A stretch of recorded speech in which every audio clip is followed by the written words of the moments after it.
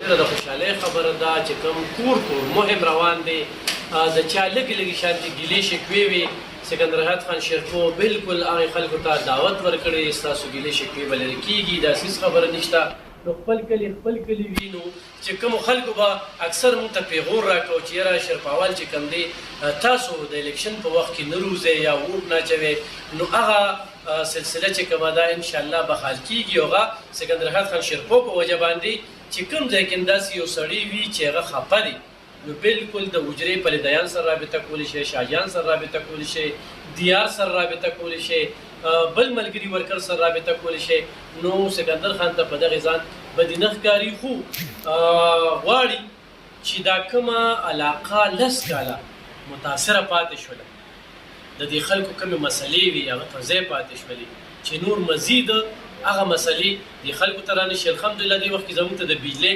نظام ټیک شو ګنټه به ګنټه بجلي ځي دا ډېره غټه مسله وه د ګیس نظام چې کوم د سکندر حیات خان شیرپو په وجه باندې ډېره هغه لوډ شیډنګ کې کمې راغې بیا به خلکو دا یو ګیله کوله چې خلک خفه دي او خان چې کوم دی هغه تسلسل هم جاري شو دا ډېره خبره ده نن شیرپو نامې ګرامي خاندانونه چې هغوی لږې لږې ګیلې شکوې وي د حجرې ته رالل او آفتاب احمد خان شیرپو سره میلو شو او هغوی سره یې خپلې خبرې اترې وکړلې نو دا د شیرپو د یونین کونسل لپاره خوشحالۍ خبره او راتلونکي وخت کې دا باوري خبره ده چې شیرپو یونین کونسل خلک چې کوم دی کوم چې لږې لږې پارټۍ داسې نورو پارټو ته تللي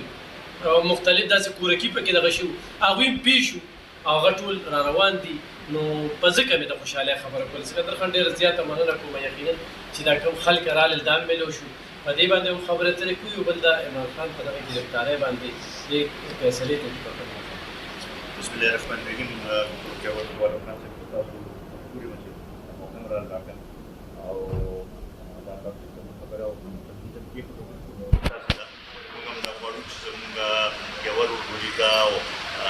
چې دې کې موږ ټول اتفاق سره را پاسو او د علاقې صحیح نه سره خدمت دغه زموږ مقصد دی او ان شاء الله په دغه کې به ټول ملګري سره یو ځای اخلو او دا کار وکړو څو پورې چې تاسو دا پرون چې کوم فیصله راغلې ده توشخانه په هغې باندې خبره وکړه او یو خو زه درې خبرې په دې کې کول غواړم په دې باره کې یو خو دا دی چې ګوره یو پارټي چې هغه د انصاف په نوم باندې جوړه شوې نو پکار خو دا دی چې هغه بیا د عدالتونو احترام هم کوي او د عدالت د فیصلو هم احترام کوي اسیم قانوني او عیني طریقه دا ده دا کومه فیصله چې وشوه دې ته بعضې خلک وایي چې یاره توشخانه دغه نور خلک هم دغه کړې ده او نواز شریف سره موازنه کوي دې کې رفت چې تاسو په یو شی کوم چې اصل بنیاد دی دا نه ده چې د توشخانه نه سوال نشته په هغې باندې دلته سزا ملو شوې ده سزا په دې ملو شوې ده یا کیس چې کوم وو هغه دا یا کوم الزام چې وو هغه دا و چې بی کوم شی ویشتلی دی هغه بیا خپل اساسو کې ظاهر کړی نه دی اصل خبره دا ده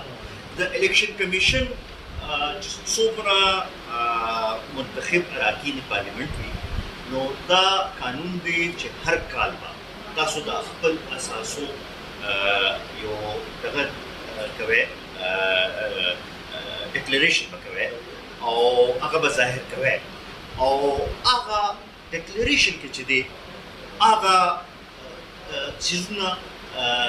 دوه کاله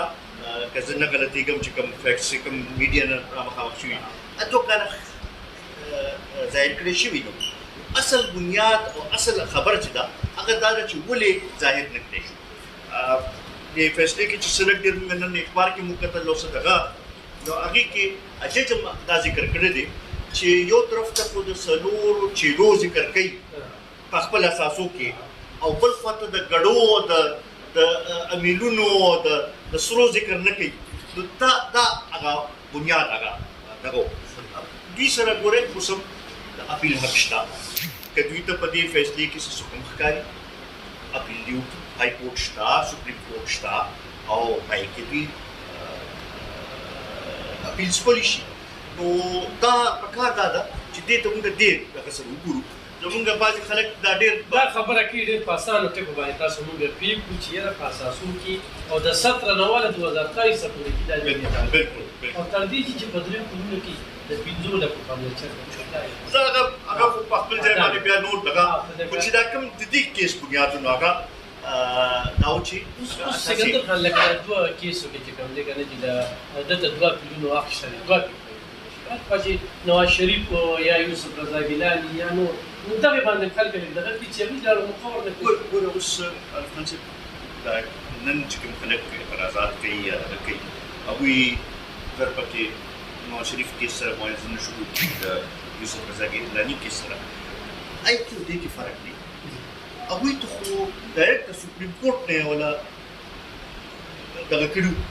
ډسکوالیفای کړو او د اپیل حق مو سره نه دې ته خو دلته کې سیشن کورټ وشو د های کورټ د سپریم کورټ دوه اپیل وته دغه ملاویږي نو دا یو لوی فرق دی هغه سره زه خو دا ګڼم چې ګوره احتساب ته پکار دی چې هر پولیټیکل لیډر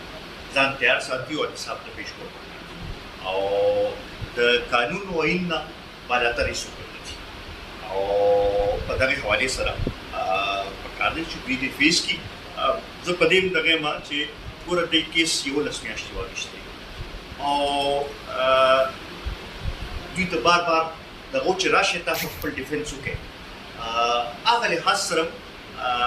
دوی صرف د استثنا درخواستونه ورکړي دي خو د خپل هغه کوم چې دغه ورته کول پکارو د کوم سوالونه چې پېښ شي یا کوم الزام پرې لګېدلی و د هغې چې کوم دفاع کول پکارو دفاع یې هغه شانتې کړې نه ده دغه اوس زه نه پوهېږم چې دوی د لیګل ټیم څه سټرټیجي وه او ولې داسې دغه کوم اوس سکندر خان لکه دوی د شروع نه بس غل خو عمران خان له چې آوټ ورکړی دی نو کرپشن دی کرپشن یعنې سرټیفاید غل دی ثابت شو پرون چې د دوی کوم کارکون هم پیښ شو کارکون ډېر مو داسې دغه کړي چې هغوی یو دا عجیبه شانتي نه مو ته ویله کرپشن دغه کولې پرون په 4 سنه کې 8 دي 15 کسان وروسته وتې ګرفتار کړي دي نو ډېر هغه د خلکو هغه